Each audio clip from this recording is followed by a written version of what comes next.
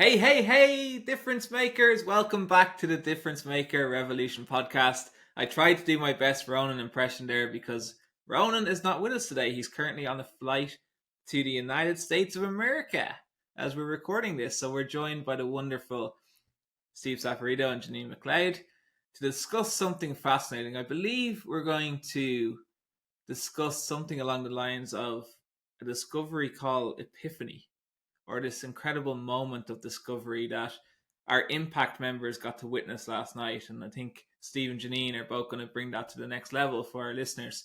So if you're not an Impact yet, make sure you join. We'll talk about how you can do it later. But Steve, over to you. You wanted to ask Jeanine some questions or have a discussion with Jeanine about this incredible epiphany. So Jeanine, yes. What do you mean? Oh God. I'm like, what's about to happen here? I have no warning. This is totally unprepared and unscripted. So that's good, right? Yeah, it's better. It's better. So that's what this is all about, right? Ronan's off looking for his hat, right? So that's why he's not here. And we get to play because Ronan's not here. So yesterday you probably got your first experience at having your own discovery call. And you messaged me afterwards to say, oh my God, I'm looking at James differently. How has last night's call with our inner circle, after that, how has that changed the way you see James? Or has it changed the way you see James?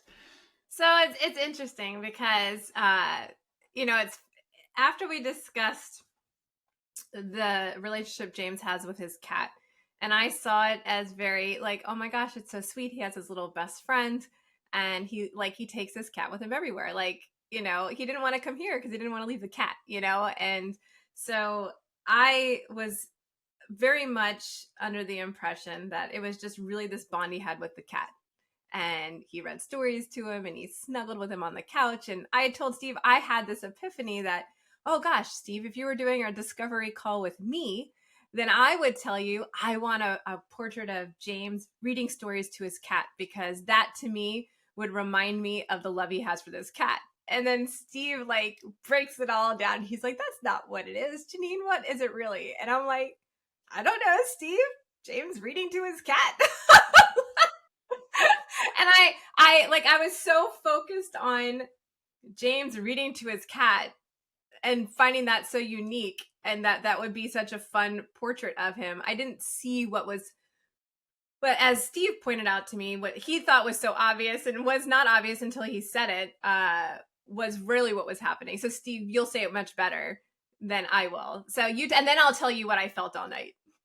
Right. Well, what I saw was James taking all of those things that he treasures about who you are as his mother, and all of those things that you give to him and how he bonds with you.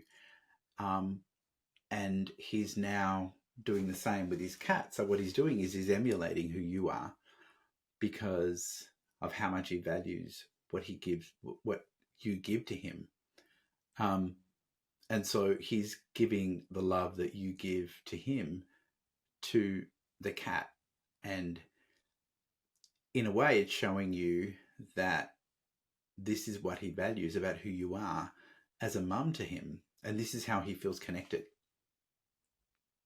So the more he begins to emulate you, the more connection he has with you. So that's what I saw. And it's funny because when Steve said that, I was like, oh my God, I never thought about it like that before. And it kind of hit me because it made total sense, And I, of course, as a mom who just always struggles with mom guilt that I'm never doing enough or being there enough or doing the right things, I don't think my brain ever would have gotten there without, Steve kind of, pointing out the obvious. And then, it resonated through yesterday, and I messaged Steve and I was like, oh my God, I just keep thinking about this all day. I talked to Betsy about it, and who's my studio manager, and we were talking about it, and she's like, oh my gosh, Jeanine, this makes so much sense. She's like, now I've got to think about my kids with their animals, and what does it mean, and so we talked with each other, and I'll go back to it in a minute about like how that can affect our phone calls with our clients. But for me specifically, I swear all night, it made me feel okay. And this is like a weird way to say it. Like it made me feel like, God, I'm not doing such a bad job after all, you know? Like So, Jeanine, if you weren't doing such a bad job, what are you doing? I'm doing a great job, Steve. No, I wouldn't say that. I wouldn't never go that far. But no, like it made like But maybe you are. maybe I am. But at least And maybe in James' eyes, Jeanine, maybe in James' eyes you are. maybe in James's eyes I am. Yeah. And so it did. I like snuggled in a little longer, you know. If that was the case, I'm not going to let you off the hook. If that was the case, and that's what James believes, what could be more important than that? Because his belief is all that matters, right? That is true. His belief is what matters. And so if his belief is that you are doing a great job as a mum, that I'm doing a great job as a mom. There you go. You finally said it. It's hard for me to say that out loud. But it's hard for everyone. And I think every mum deserves to be able to say that. So can I stop and rewind for a second? Because I love this. I don't want Jeanine crying on the podcast.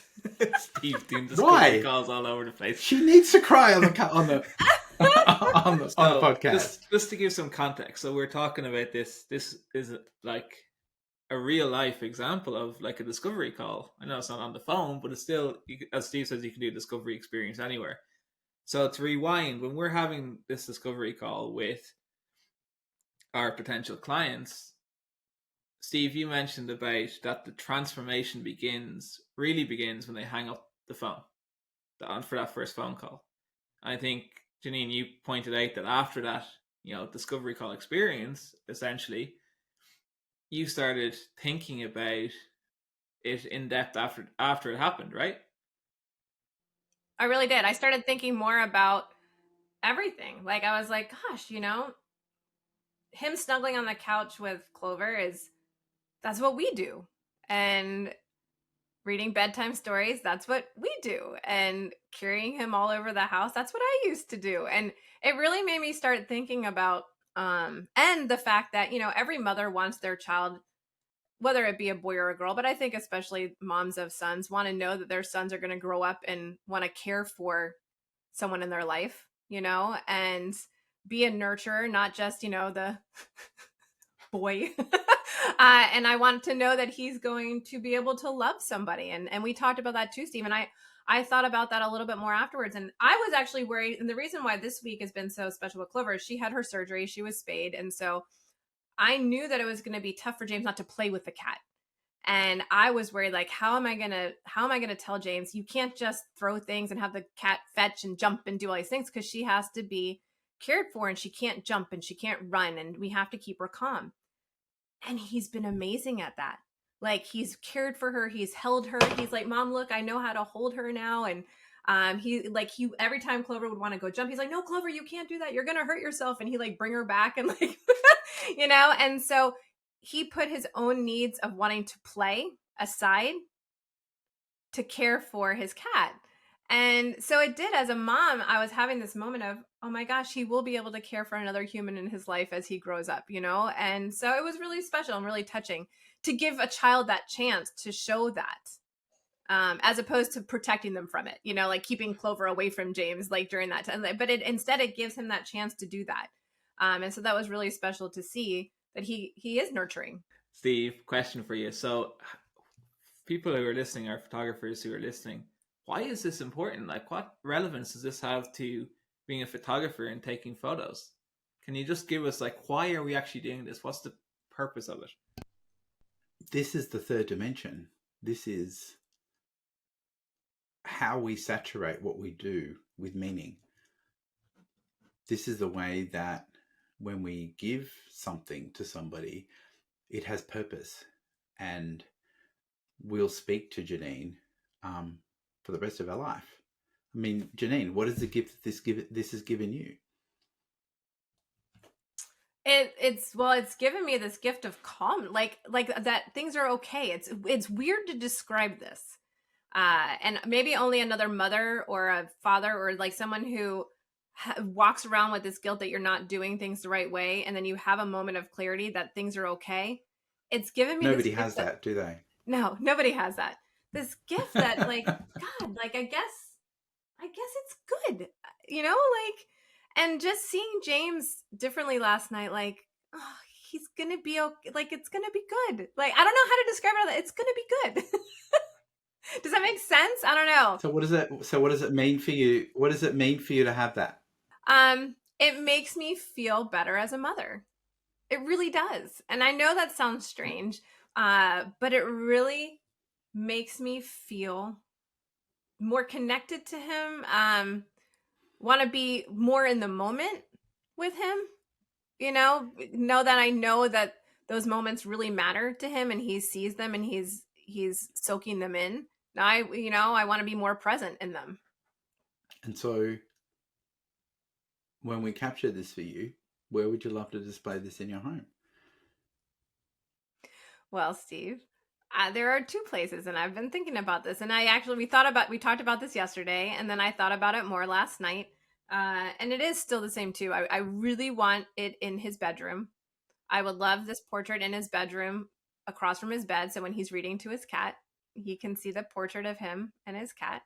But then I want it in the living room too, so I can see it all the time. What would it mean for you to have this? It would And mean for him everything. to wake up every day knowing that you are there for him and that everything will be okay. And for you to know that he can go through life and love somebody and share that love that you have initiated in him. I'm pinching myself so I don't cry on the podcast. No, it would, Steve, it would mean a lot. Like, because being a parent is very stressful. And so having those moments that I could look at to like bring me back when, things might not be the best on a day.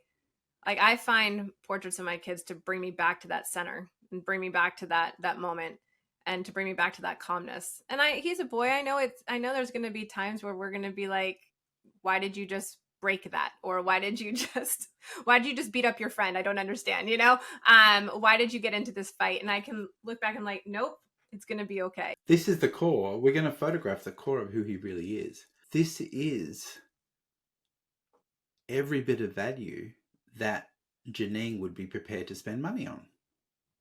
People no longer want to spend money on, or they don't value files at all. They don't really value having something printed. But what they do value is their son, the future of their son, their relationship with their son, and to know that they've done a great job. And so right now, if I quoted you $3,000 to have that and to hold on to that forever, and for him to wake up knowing that he is loved every day and that he can share love every day, how does that sound, Jeanine? Okay, sign me up, And this is where the value is. This was the epiphany.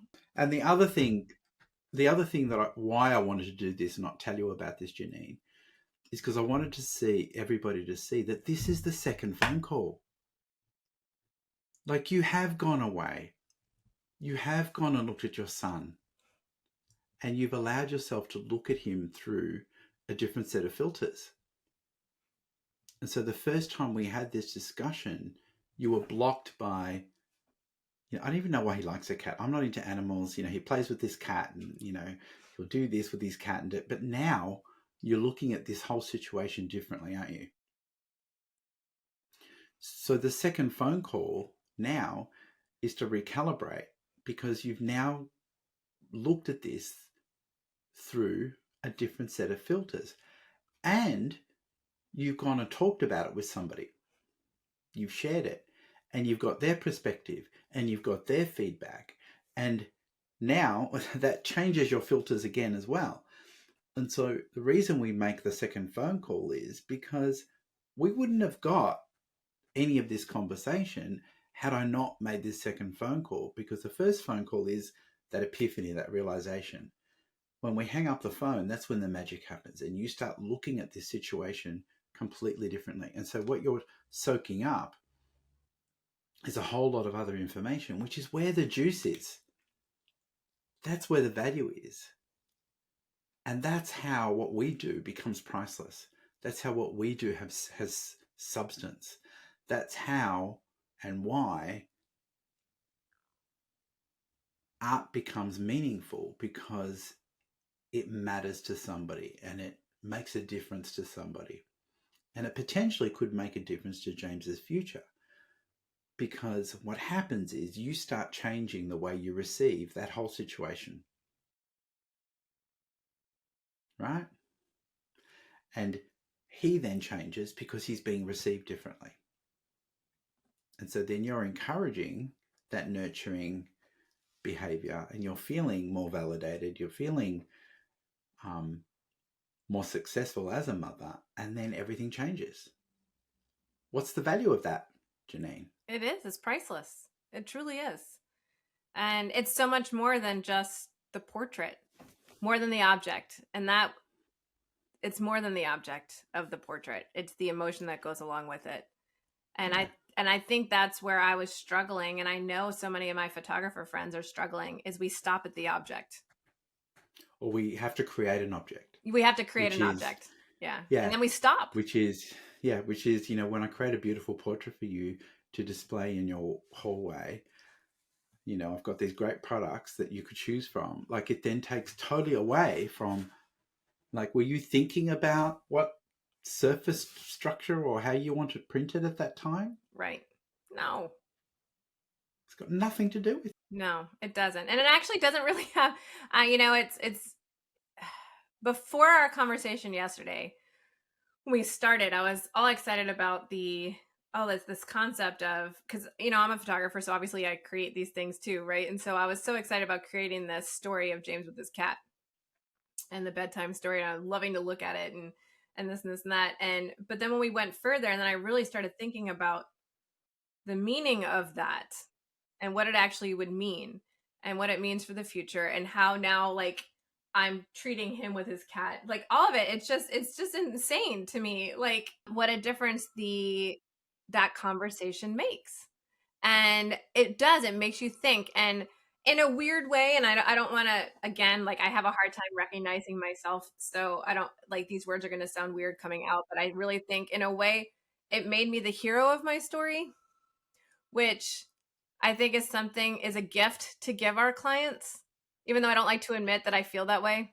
But to be able to make a mom feel like the hero in her story to her children, that is priceless, because moms, parents, dads, I'm not excluding, everybody, I'm saying just because I'm a mom, but we take on this, God, nothing we ever do is right. And we just feel that no matter how much we try, no matter what we do, nothing we do is right. We either work too much, we don't work enough, we don't spend enough time with our kids, we spend too much time with our kids, all these different things.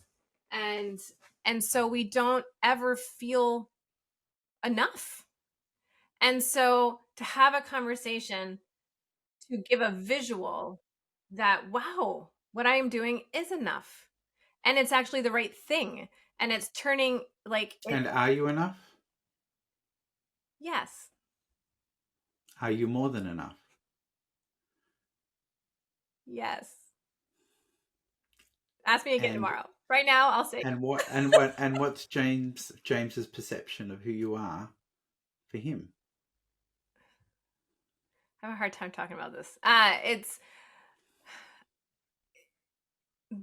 in a way that I'm almost like his world, his center, his demonstration of how to love, his role, not role model, that's not the right word. I suck at words. This is why I'm a photographer. I suck at words.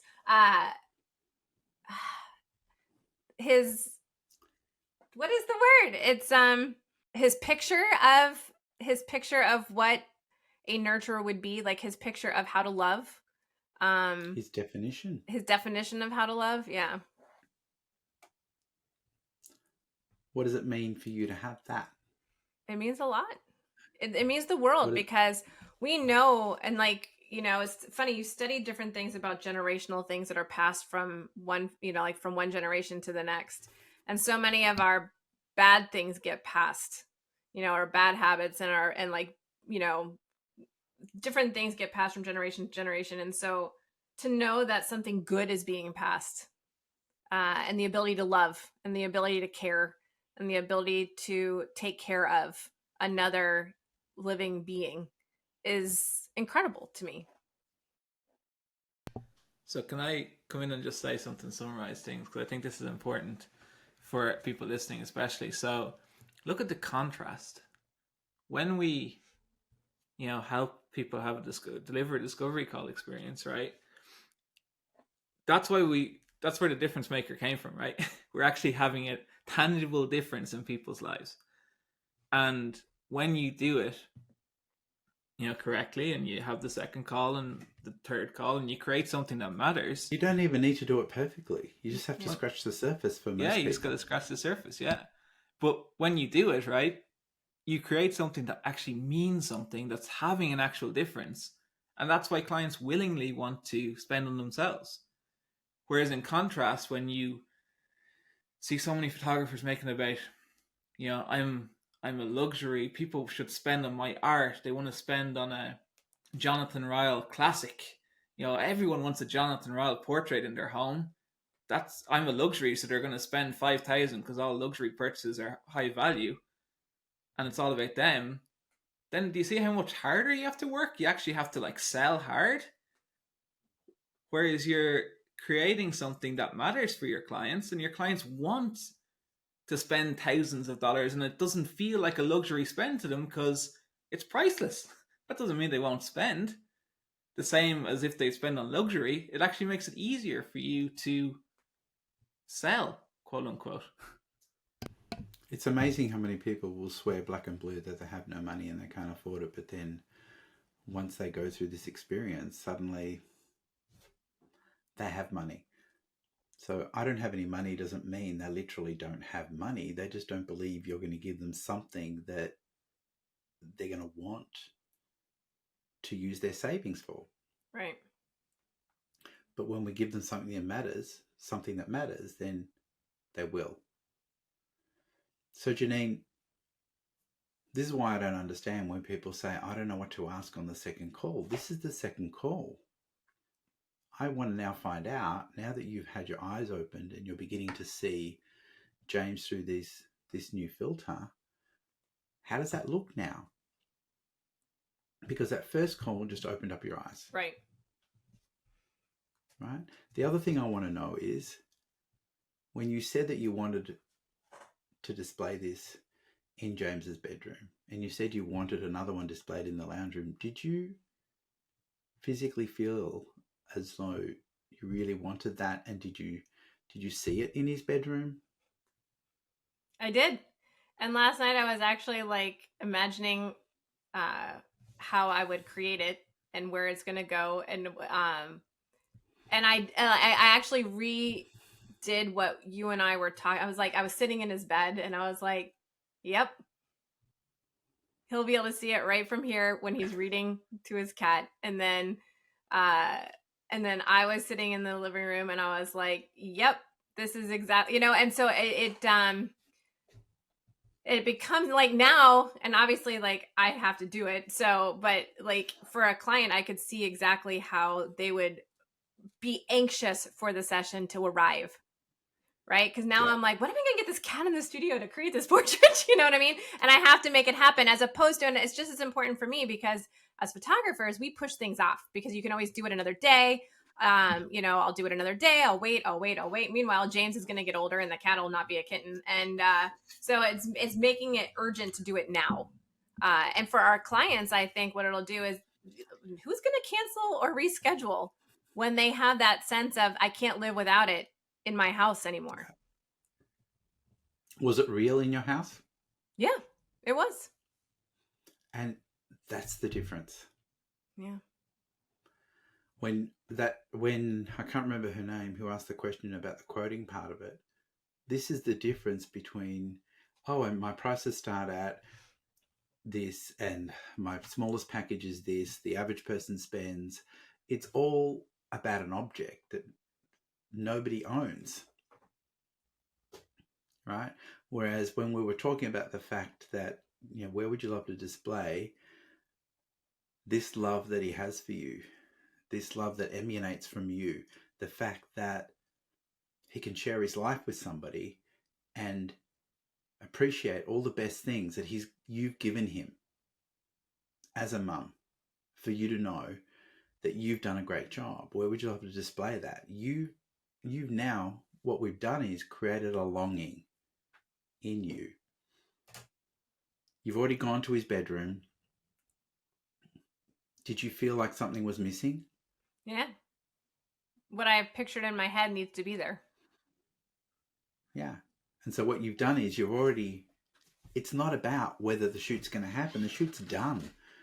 The shoot's done, and you've seen the result on your wall. Right. Even though we haven't done it. Now, I know we've had some questions about, but, when I look at the dog, all they're doing is, what was that question that I think Paul had, that question where, but most dogs will just sit there and they're thinking about what the dog owners can't imagine what their child would be doing. They can't imagine what this would look like in their home, but they do if we ask them to. Right? When I ask you to walk into James's room and look around you, where would it go? You immediately came up with the answer. You don't have to be in James's room to imagine his room. Right. So I think this is the difference, that you honestly believe you want this. Whereas I think the way a lot of people are doing their calls, they're trying to convince somebody to buy something for an investment of. At no point did I use the word investment or that sales jargony talk, right? Because all it does is bring up anchors of Zig Ziglar type selling. I don't need to do that, because this is something that means something to you. And I think this is the biggest difference, is that you honestly believe you want this. The shoot's been done. You're seeing the results. There's no question as to whether the shoot's being done. You're anxious for this to happen. And you're visualizing this on the wall, and you're feeling as though something is missing from the moment we have that first phone call. And that's why, Jonathan, I still maintain that the magic happens once we hang up the phone. Because once we do that, you then have time to reassess. You're now looking at James through a different filter. You're now soaking up more valid information about how he interacts with Clover. Well, and I can tell you this too, Steve. The conversation with your partner is different. And that, so if I were to put on my client hat, if I would have just gone home and said, all right, Tim, I had this conversation with this photographer and I love this concept. It's going to be about, $1,000. And he's gonna be like, $1,000? Like, what the heck are you talking about? We're not supposed to get $1,000 on you to put something in James's room. You know what I mean? Like, I can just envision the way the conversation would have gone, and the conversation that has to ensue so many times for our clients when they go home just quoting a price to somebody who, because you've just quoted a price to them. Instead, the conversation last night wasn't about, obviously it was a little bit different, but I was like, oh my gosh, you're not going to believe what Steve and I talked about today. And I never realized what this relationship with Clover meant. And that's all we talked about that. Now, had I been a client and then followed that up with, I have to have this, I need to have this representation of this love and what James is going to be in the future. Why would a partner argue with that? It's not, because they can deliver that. And then especially like you said, if you have that phone call, that second phone call, and then the phone call with the partner, and then get that same emotion coming from them. It's so much different than just, I want to have this artwork and it's going to cost me this. It's a different conversation. So this is where most photographers have their conversations. They're talking about artwork. They're talking about their work and the price. And so when partners get together and they say, well, how did the conversation with the photographer go? It's all about the price and product. Whereas you were inspired and you got all excited about the story, And so you told the story, got so excited. That makes it really hard for your partner to then say, I'm going to rain on your parade right now. You're not a hero. You're not a good mother. Like, I mean, no one's going to happen. Yeah. So what we're doing is we're building all the value, showing them the value, then telling them how much it is. And you're going to do the same thing when you meet with your partner, because the most important part of this for you is that story. Now, imagine we've done that for you and you've brought this artwork home and you're now displaying it in your home. And of course, it will have our logo on the artwork. What is going to happen? What's going to happen when one of your best friends comes and visits you, Jeanine? If one of my best friends comes to visit me after the portrait's hanging up on the wall? No, after James' love for you is hanging up on the wall. After James's love, yeah. Well, it will be it'll be a conversation, and it'll be a gushing of, look at this, and let me tell you about this, and telling the stories. And I foresee, like, let's say Jonathan comes to visit, like he's coming in October now, right? And it'll be like, oh my gosh, Jonathan, look, see this? Let me tell you all about, and then just go into it. And I totally, and then, yeah. And I know where you're going with this too. So go ahead. And this is how our business becomes organic, and it just grows, because people then want to talk about what this means to them and the story and how this has changed how they see things and how it's affected their family and how it's affected the way you look at James and how that's affected how you see yourself as a mother. How can anyone listening to that not want that for themselves? Right. And Jeanine, you mentioned it changes the conversation with the partner. Don't think Tim's getting off the hook, because the next discovery call Steve's doing is he's going to be calling Tim to find out. Steve, what are you going to be That'll finding be out? worth recording, don't you think? But he can't be told. It has to be an unsuspecting conversation. An unsuspecting phone call with Tim and Steve. So I knew we sprung this on you, but I kind of felt like if we had pre-warned you and pre-planned this, it would have lost its effectiveness. Yeah, no, you're right. And I needed you to come to terms with how James truly feels about who you are. You guys probably saw more patience from me this morning on our prep call, right? When we were having our morning meeting, because there's no school today. And he's doing all his things, and I was very calm. Did you notice I didn't snap? Because there's this calmness about me right now about him. I don't know. It's just, yeah. It's made a difference. It's magical. Has anybody been monitoring the time? Have we gone over? Yes, we're getting close to the end of this amazing episode. Did you have fun, Jeanine? I did have fun, but I do, like, God, I was telling this to Steve yesterday. Like, as we're trying to help photographers understand the difference we can make in people's lives, part of it is figuring out where they're blocked, right? And I'm just as guilty. You know, I get blocked too. And so helping me unblock those blocks, I think, is helping us figure out how to unblock the blocks for our photographers. Does that make any sense? And so it was interesting on the call yesterday when we were going through this and talking with the Impact members, how many light bulbs went off when we talked about stopping with the object. And that's what we're all doing. We're stopping with the object because that's what we create. And we get so excited that we figured out the perfect object and forget to go past that to the emotion. And then we still quote the investment. We're not saying it's only this. And those are the two biggest blocks.